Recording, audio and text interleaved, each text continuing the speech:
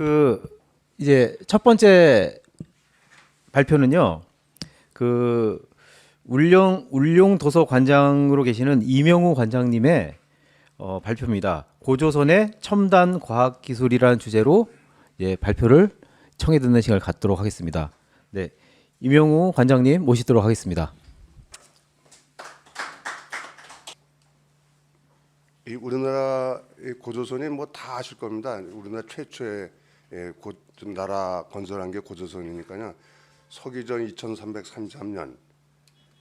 근데 사실 그 고조선이 이제 이 세계에서 보면요 두 번째로 가장 긴 역사를 갖고 있거든요. 이게 이제 이집트가 보통 이제 이집트 왕조가 2818년인데 두 번째 긴 왕조가 이제 고조선 2139년입니다. 그리고 로마 제국이 1480년 되는데 이렇게 가장 긴 두 번째 긴 왕조가 우리나라 지금 현재 교과서에는요 반 페이지 내지 한 페이지밖에 기록이 안 돼 있거든요. 그래서 대중뿐만 아니라 저희 젊은 학생들도 잘 몰라요. 고조선이 도대체 어떤 나라인가.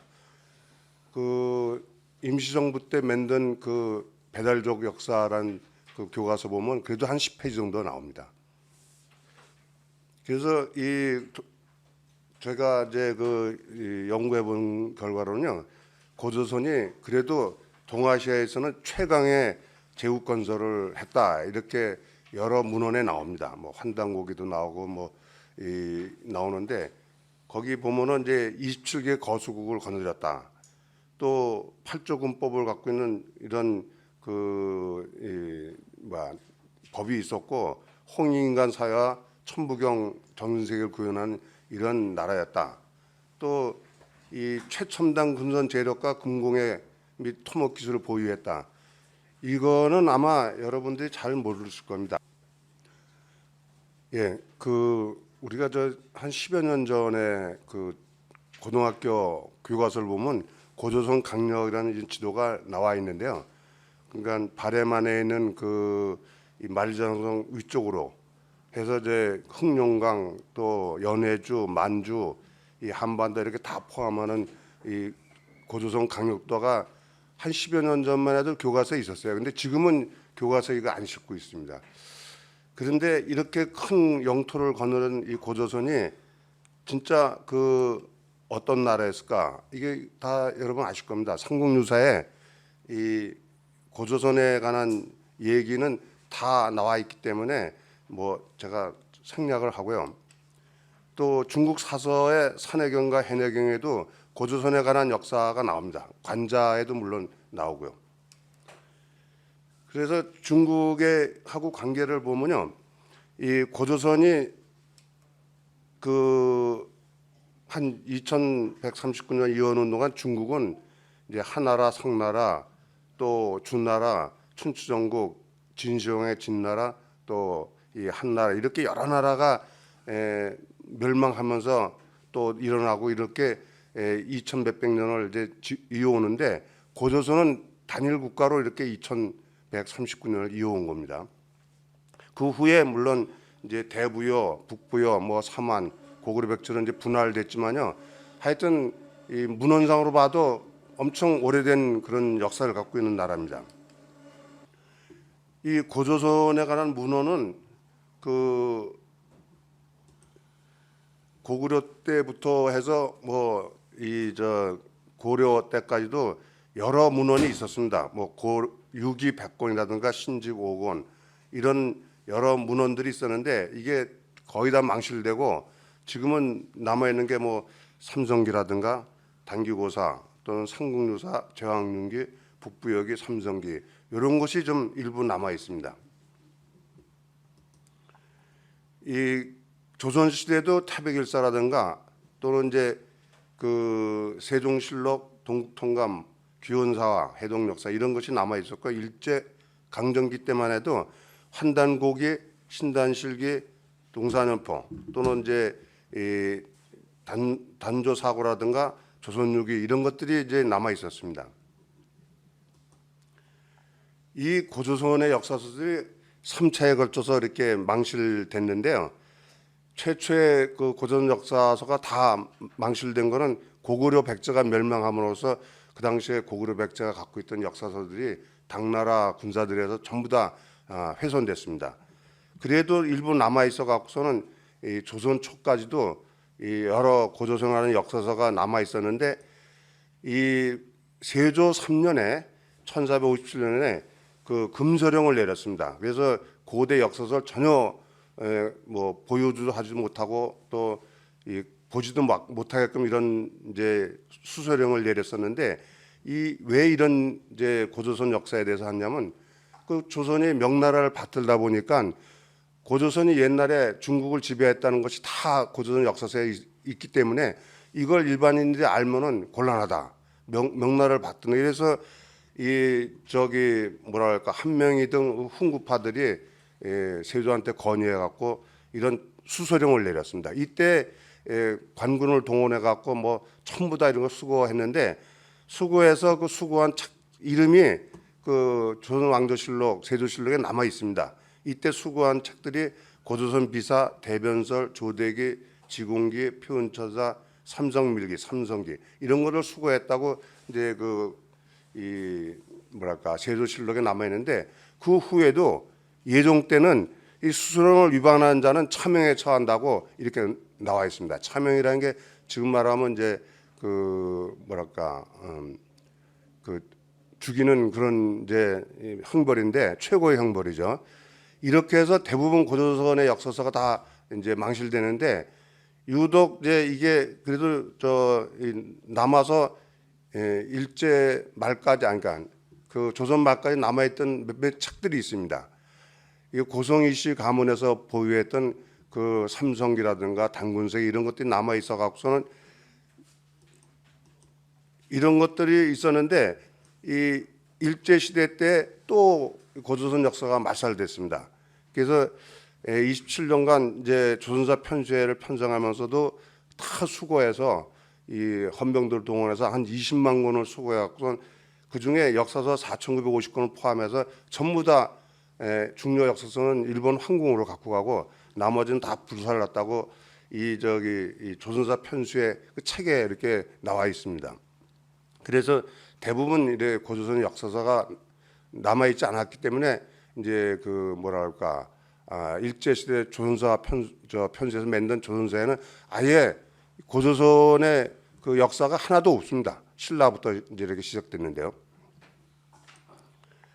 그래서 뭐 조선사 편수회 때문에 역사 왜곡되고 또 이렇게 그 단군 신화를 신화로 이렇게 낮추면서 이런 그 역사 인식을 갖게끔 하기 때문에 이런 역사 일제 시대 역사 인식 때문에 이병도라든가 신석호가 이거 이만희수로 밑에 있어 갖고서는 그 역사 이제 매국사학의 뿌리를 내리게 된 겁니다. 그래서 지금까지 이 역사서들이 이 남아 있는 거는 물론 이제 조선 시대 때 이제 상근유사, 뭐 귀원사 이런 것들이 있는데 일제 시대도 1911년에 이제 계현수 선생에 의해서 환단곡이라든가 단조사고, 단기고사 이런 것이 남아 있고 현재도 그 후에 발견된 조선 사락이라든가 이 또 부도지, 홍사하는 또 명나라에서 때 쓴 조선세기 이런 것이 발굴돼서 그래나마 고조선 역사서가 좀 남아 있는 편입니다. 그렇지만 지금도 아직도 그 강단사학에서는 고조선 역사가 거의 없는 걸로 이렇게 얘기를 하고 이렇게 또 교과서도 그렇게 만들어져 있습니다. 여기 보시는 뭐 단기고사, 뭐 귀원사 이런 것도 뭐 여러분 다 아시니까요. 제가 특별히 설명을 안 드리고 그러면 고조선이 진짜 그 막강한 군사력과 그 산업 기술을 보유한 강대국이었는가? 이거는 이제 여러분들이 아마 고조선의 기술 문화, 그러니까 과학 기술 문화 유문으로 나와 있는 과학 기술 문화 아시면은 아마 이해가 가실 겁니다. 그래서 고전 시대 기술 문화가 어떤 것이 있는가? 동아시아 최강의 제국을 건설했고 또 최첨단 금속 재료 및 주조 기술이 있었다. 세계 유일의 초정밀 금공의 기술을 갖고 있었다. 이런 걸 유물로 한번 여러분들한테 설명을 드리겠습니다. 그래서 우선 세계 문화의 유산으로 드는 고인돌, 이 고인돌 문화와 그 거성 문화, 그리고 세계 최초 아연 청도 합금 생산 기술, 세계 최초의 강철을 생산했고 초정밀 청동주조 단우세문경 이런 것이 유물로 남아 있고요. 또 초정밀 금공의 금제교구 이것이 이제 국보로 다 지정돼서 유물이 남아 있습니다. 여러분들이 저희 고인돌 하면은 뭐 많이 이제 강화도라든가 고창에 가서 많이 봤었기 때문에 그렇게 크지 않은 이런 게 무슨 중요성이 있을까 이렇게 생각되는데 고조선의 지표 유물로서 이 뭐랄까 고인돌이 이 만주 지역 그러니까 이 고조선 영역 내에 이 시베리아까지 또 한반도에 골고루 퍼져 있습니다. 그래서 이 지표 유물이라고 그렇게 얘기하는데 이게 이제 서기전 이렇게 신석기 후반에서 청동기 시대에 만들었다고 하는데 이건 이제 강단사학회에서 하는 얘기고요. 제가 추측하기로는 약 5,000년 전부터 이런 이제 고인돌이 있었고 그런 문화가 있었고 뭐 외국에는 뭐 다들 고인돌 한 6,000년 전 이렇게 생각하고 있는데요. 이 고인돌 무덤이 이제 군장의 묘로서 이 청동 유물들이 많이 나옵니다. 그리고 세계 문화유산에 등록되어 있는데요. 여러분들이 사진에 보이는 이 고인돌은 이제 강화도에 있는 겁니다. 이 고인돌은 이제 이 북아일랜드라든가 유럽에도 많이 있는데 우리나라 거 거의 비슷합니다. 그래서 전 세계 고인돌이 약 한 8만 기가 있습니다. 그 중에 고조선 지역, 그러니까 그 만주와 이 한반도 이 안에 약 5만 기가 있습니다. 5만 기 중에 남북한에 3만 기가 있고요. 3만 기 중에 남한에 2만 기가 있습니다. 이게 어마어마한 이제 고인돌을 우리가 이제 보유하고 있는데 이게 고조선의 아주 중요한 유물입니다. 그 고인돌이 보통 남방식하고 북방식 이렇게 두 가지로 나누는데 남방식은 이제 이렇게 그 어마어마한 큰 돌 외 밑에 받침석을 조그맣게 한 거를 남방식이라고 북방식은 이 지석을 갖다가 크게 해갖고 위에 큰 장대석을 올려놓은 게 이제 북방식인데요. 이게 강화도에 가도 이런 북방식이 있고 저 남방식은 뭐 고창에 많이 있습니다. 고인돌 무덤을 발굴하면요 여러 가지 청동기 이제 유물이 나오기 때문에 이게 고조선의 아주 중요한 유물을 간직한 유적지입니다. 여기에 뭐 청동기뿐만 아니라 이제 뭐 여러 가지 검도 나오고 이렇게 나옵니다.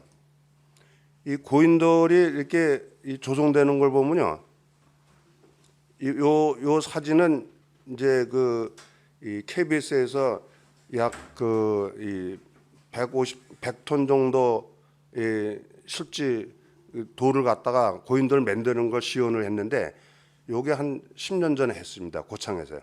이때 이 100톤 정도를 하려고 그러면 약 10,000명의 이제 젊은 사람들이 필요해 갖고 이걸 갖다가 이렇게 이 지석에다가 지석을 세워 놓고선 여기에 이 흙을 쌓아 갖고요. 이걸 끌어올리는 겁니다. 이 통나무 이제 이 통나무를 받쳐 갖고 끌어올리는 건데요. 이런 끌어올리는 작업이 아주 어렵습니다. 그래서 이런 고인돌을 갖다가 이제 100톤 정도를 설치하는데 약 한 10,000명 정도가 되면 그 주변에 인구가 한 2만 명 이상 있을 걸로 이렇게 추측됩니다. 그래서 고인돌이 고창에만 7,000여 기가 있는데요. 이 남한뿐만 만주에 이런 어마어마한 고인돌이 진짜 몇만 개가 있다는 거는요. 그건 고조선이 그만한 엄청 큰 인력이 있다는 얘기입니다. 그런 인구가 있어 갖고 이런 고인돌을 건설하는데요.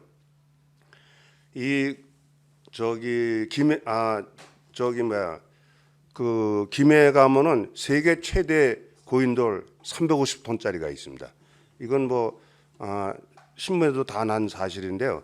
이런 이제 거창한 고인돌에다가 또 고인돌의 북두칠성을 형성하는 이런 성혈들이 있는 게 굉장히 많습니다. 물론 이제 이런 선돌에도 이 성혈도 있는 게 많고 그래서 고인돌이 우리 이제 그 고조선의 역사뿐만 아니라 문화 측면 또 천문학 측면에도 굉장히 중요한 겁니다. 그래서 이 세계에서 이 거성 문화를 보면요, 우리가 이제 주로 이 이집트 피라미드를 굉장히 크게 치는데요. 피라미드가 예를 들면 저기 이 영국 스톤헨지인데 피라미드는 사실은 이 우리나라 고인돌을 보면 이게 어마어마하게 크죠. 어마어마하게 큰데도 불구하고 이거는 이 20톤짜리 판석을 갖다가요. 2.5톤짜리 판석 230만 개를 이제 이 성냥갑 쌌듯이 싼 거기 때문에 약 30만 명을 동원해 싼 거기 때문에 기술적으로는 별일 없는 겁니다. 이게 사실은 크기만 컸지. 그런데 우리나라 고인돌은 뭐 100톤뿐만 아니라 250톤, 저 만져가면 250톤 이런 것들이 많은데 이거는 이 한번 설치하는데 이렇게 아주 고난도의 토목 기술을 요하는 겁니다. 그래서 앞으로 여러분들이 만약에 어디 지방에 가서 고인돌을 본다 그러면 다시 한번 이렇게 생각해 볼 필요가 있습니다. 이 중국에 가면요, 이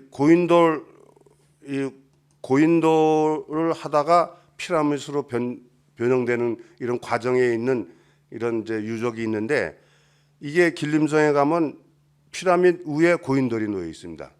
그래갖고서는 이런 형태의 고인돌이 이제 피라미드 시대 갖고서 이제 중국 길림성 가면은 고구려 장군촌 이렇게 있죠. 그래서 우리나라가 이 피라미드의 대국이라는 게 이집트뿐만 아니고 이 고조선 때문에 피라미드이 이렇게 많이 생기게 된 겁니다. 여러분들이 중국에 가면요, 이 섬서성에 대피라미드가 있는데 이거는 항공사진으로 찍은 겁니다.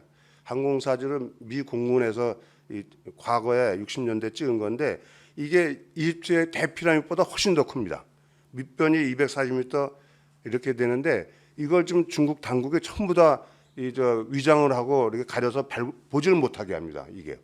그리고 이 집안원에 가면 고구려 피라미드군이요, 뭐 이 100여 개가 엄청나게 많이 있습니다. 그래서 우리 이 고조선 때부터 내려온 이 거성 문화가 대단하다는 걸 알 수가 있습니다.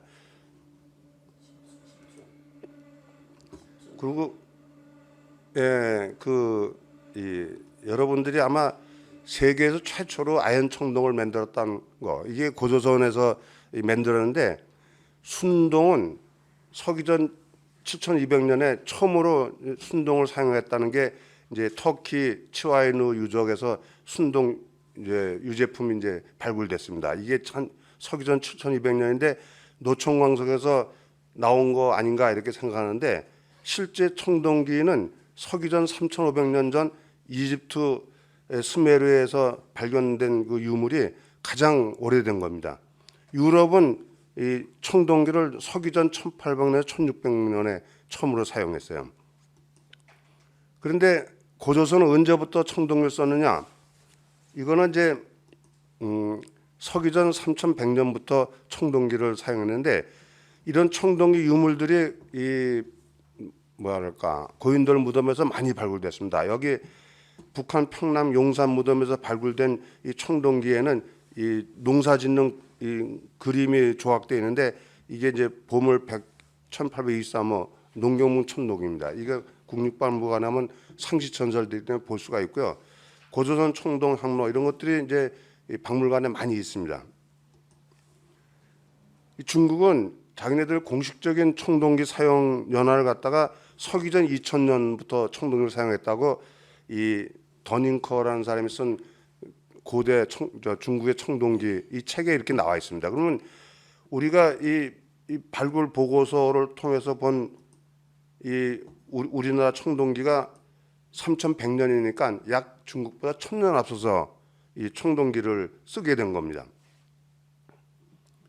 이 아연 청동기라는 건 어떤 거냐면요, 그 일반 청동이 동 80%에다가 주석 20%, 10%를 섞은 걸 일반 청동인데 보통 이제 이렇게 파란 색깔이 납니다.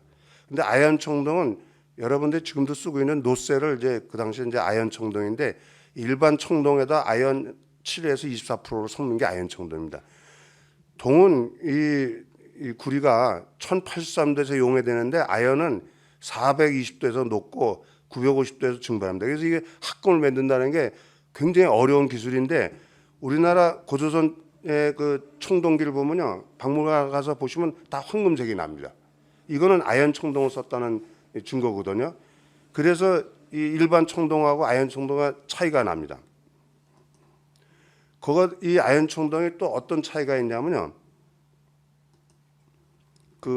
이 청동기가 이제 고조선은 서기전 1500년에 1300년에 처음 제조해서 썼고, 로마는 아연 청동을 서기전 20년, 중국은 이 송나라 때, 그러니까 무려 2000년 후에나 와서 이 아연 청동을 썼습니다. 그래서 이 청동기가 기술적으로, 과학적으로 이렇게 분석을 해보면요, 일반 청동에 비해서 그 강도가 1.5배가 강합니다.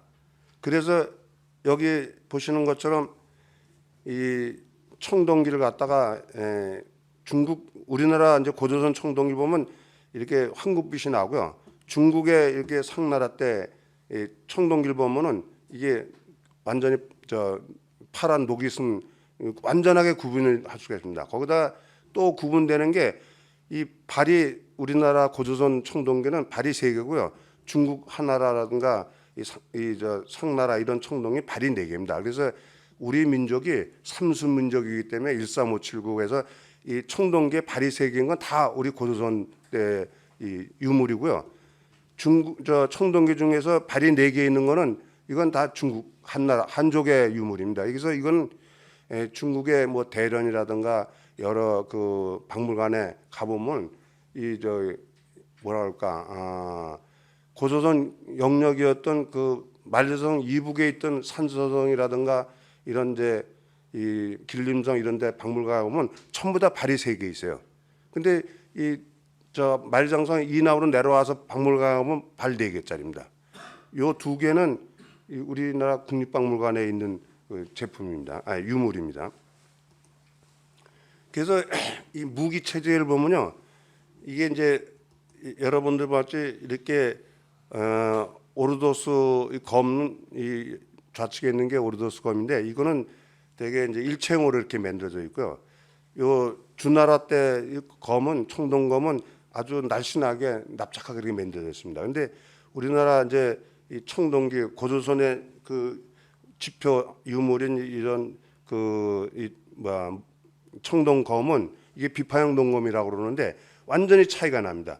이 비파형 동검이 어떤 특징이 있냐면요, 우선 이 무기 제작하는데 다른 나라 중국 거는 다 일체형으로 제작했어요. 근데 우리나라 비파형 동검하고 세형 동검은 다 조립식으로 2단계 거쳐서 이렇게 이 칼집 따로 만들고 칼몸 따로 만들고 이렇게 하거든요. 이건 무슨 얘기냐면요, 그만큼 칼집 하나에 짧은 검, 긴 검 마음대로 꼽아서 쓸 수 있다는 얘기거든요. 그런 지금으로 얘기하면요, 이게 이 군 무기 생산이 분업화되고 굉장히 크게 산업화됐다는 얘기입니다. 그다음에 또 무기 자체를 보더라도 비파형 이 청나라 주나라 중국 검 같은 거 보면 이게 납작하고 날카롭긴 하지만은 찌르면은 이 피가 엉키는 것 때문에 잘 안 나옵니다. 그런데 이 비파형 동검은 여기에 뾰족하게 이렇게 서 있는 게 왜 그런가 하면요, 찌르면 이 백가죽을 해집고 들어가 갖고 해집고 들어가니까 넓어지는 거죠. 빼면 잘 빠집니다. 그다음에 요 피홈이 있어 갖고요, 이게 피가 잘 빠져나가게끔 구조가 되어 있기 때문에 이게 육군 박물관에서 그 논문에 의하면은 군사학적으로 아주 최고의 그런 전투력을 하게끔 만든 검이다 이게요. 그러니까 이런 막강한 이제 그 무기를 갖고 있는데 더군다나 고조선 이 세용동검 같은 건 다 아연 청동으로 만들었기 때문에 이 백병전을 하면은 일반 청동은 그냥 부러집니다. 그러니까 감히 중국이 2000 몇백 년 동안 고조선을 건드려 보지를 못한 겁니다. 아예 상대가 안 되니까요. 그래서 고조선엔 제철 유적지가 참 많은데요. 이 만주 요동에도 있고 뭐 우리나라 북한 황해도도 있고 김해 이런데 제철 유적지가 많습니다. 이런 제철 때문에 철강 생산이 굉장히 이제 활발하게 됐고 무기뿐만 아니라 일반 이제 생활용품도 많이 씁니다. 이건 지금 철기 생산하는 과정인데요.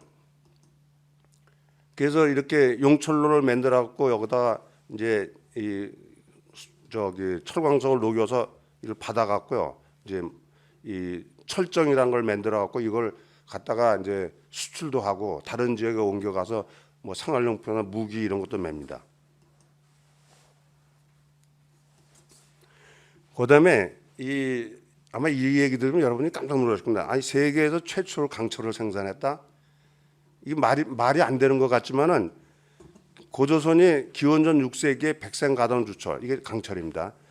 이거 생산했다고 북한 세종리, 운성리 출토된 그 유물을 갖고 분석한 발굴 보고서에 제가 갖고 있습니다. 발굴 보고서에 이 기원전 6세기경에 이 강철을 생산했다고 이렇게 나옵니다.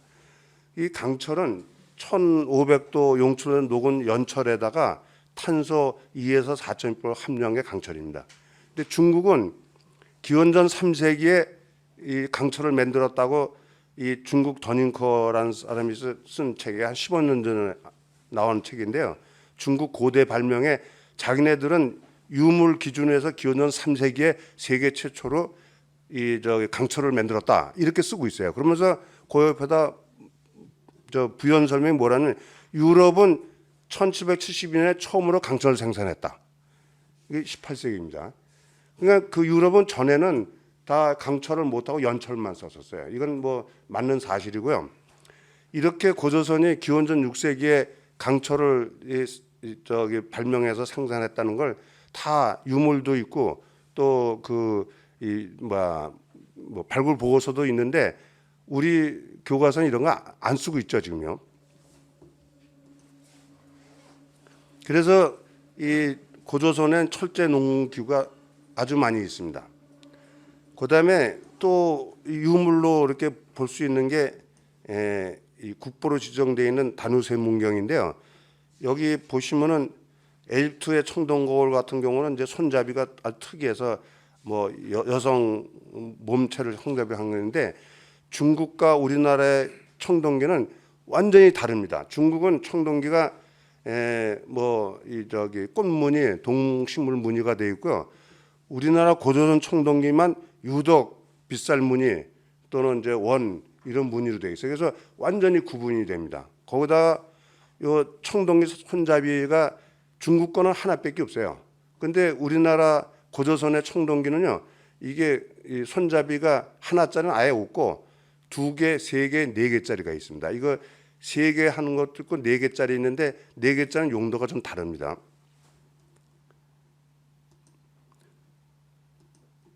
그래서 이 중국 한나라도 청동기 보면은 이제 뭐 아까 말씀드린 것처럼 이런 이제 용문이라든가 여러 가지 이제 다양한 동식물 무늬가 있는데 고조선은 빗살무늬 청동, 그러니까 이 청동기는 약 한 저기 뭐랄까 3,000년 전 서기 3,000년 전으로 올라가는 청동기입니다.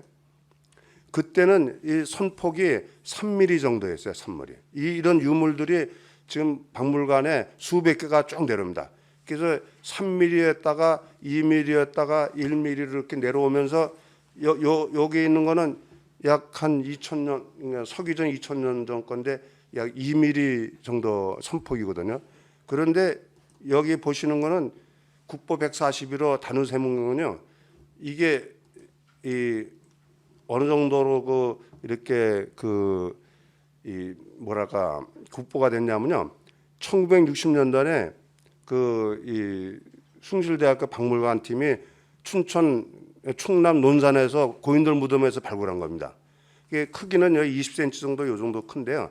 여기에는 뭐 이 청동 검도 나오고 여러 가지 나왔는데 그 중에 나온 이 다누세문경은 이 안에 13,000개의 초정밀 선이 조각되어 있습니다. 이 13,000개가 이 선폭이 0.2에서 0.3mm입니다. 그 당시에 이런 청동기를 만들 수 있다는 거 이건 진짜 그 상상을 초월하는 일인데요. 이 2000년대 이 문양을 갖다 13,000개를 복원하는데요. 이 숭실대 박물관 팀이 정부에서 4억 5천만 원 받아갖고 발굴 보고서를 냈는데요. 발굴 보고서가 이 정도 두껍습니다. 아주 최첨단 컴퓨터 스캐너로 이 문양을 분석하는데 6개월이 걸렸습니다. 그 정도로 아주 정밀하고요. 그리고 이게 이 숭실대 박물관에 가면 이게 200배 확대된 그림인데 숭실대 박물관에 이게 국보가 이제 전시되어 있는데 이마는 30cm 확대경으로 보게끔 되어 있습니다. 근데 보게끔 되어 있는데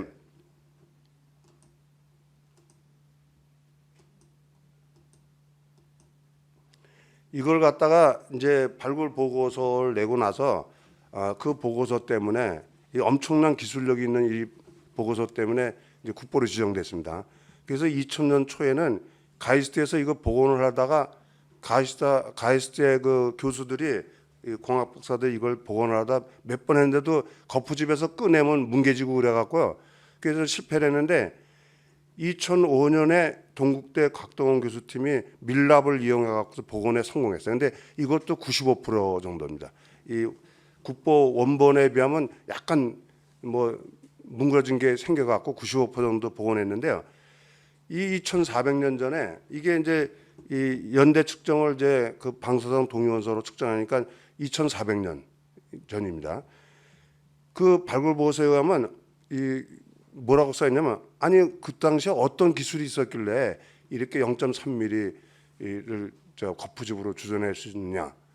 그 당시에 뭐 확대경도 없었을 테고 확대경은 이제 18세기 때 유럽에서 발명된 거니까요.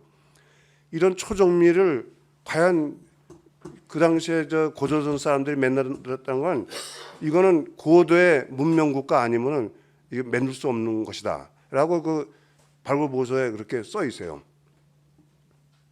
또 여기 국보 제89호 금제교구 이 버클이 있는데요. 이게 지금 국립박물관에 상시 전시되어 있는데 실제 요거 흑대에 있는 버클 크기입니다. 이게 이제 흑대 버클인데요.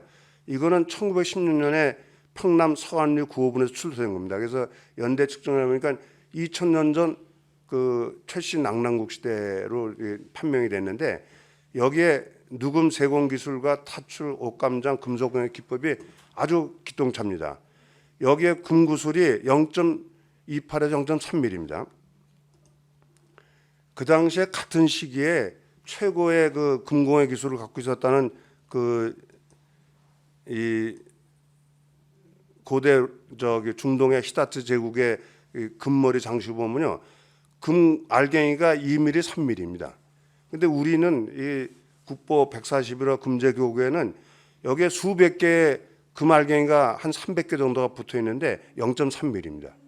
이런 놀라운 기술을 이게 사실 이거를 만들기 위해서는요, 그 현재 그 금공예 기술자들도 만들 수는 있는데 어렵다는 겁니다. 왜 어려냐? 너무 기술 난이도가 높기 때문에 0.3mm를 만들어 갖고 장사가 안 된다는 거죠. 만들 수는 있는데 어떻게 만드냐면요, 0.3mm짜리 금실을 만들어 갖고 그 금실을 0.3mm 단위로 잘라 갖고 이걸 석판 위에다 놓고 불을 떼서 금알갱이가 금이 녹는 1064도 되면 이게 표면 장력에서 동그랗게 녹아집니다. 뭉쳐요. 동그라져요. 이걸 빨리 찬물에 넣으면은 0.3mm 금알갱이가 된다고 그래요. 이런 금알갱이를 갖다가 이 만드는 것도 어렵지만은 이걸 용접하는 거.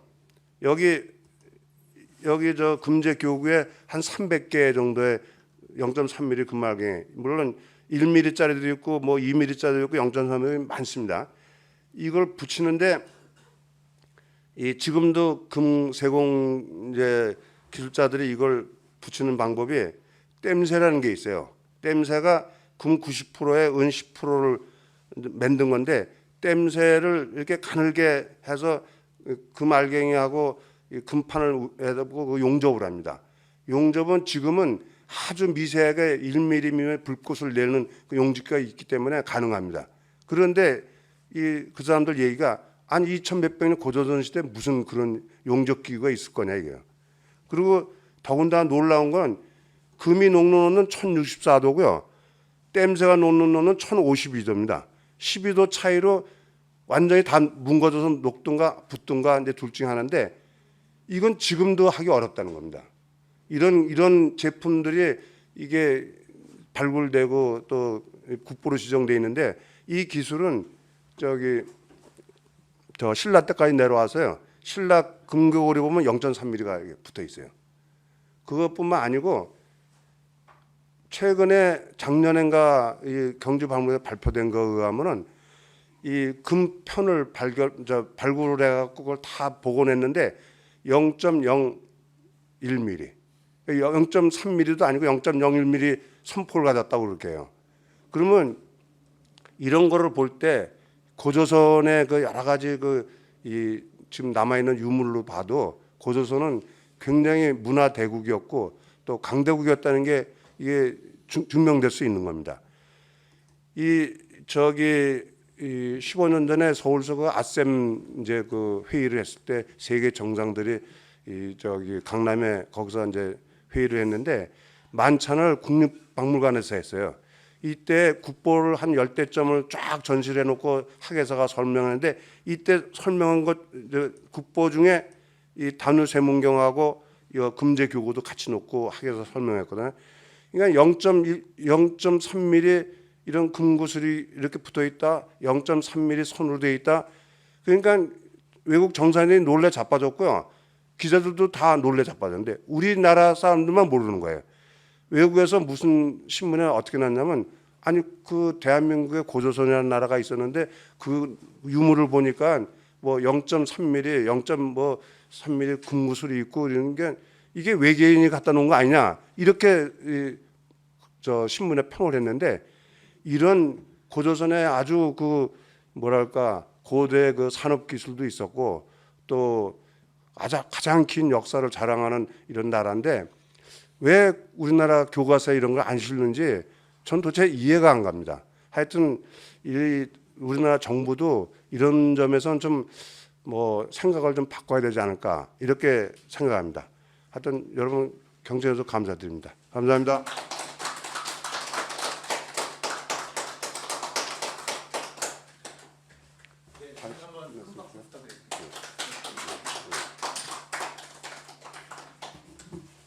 저도 그 신라 가야의 그 제철 기술, 세공 기술만 알았지 이곳이 기원이 고조선에 이르고 원래 고조선 자체의 어떤 그 금 재련 기술이 이 정도로 0.3mm, 아까 0.28mm로 말씀하셨는데 저도 이 정도 수준인지는 몰랐습니다. 다시 한번 좋은 발표에 감사드립니다.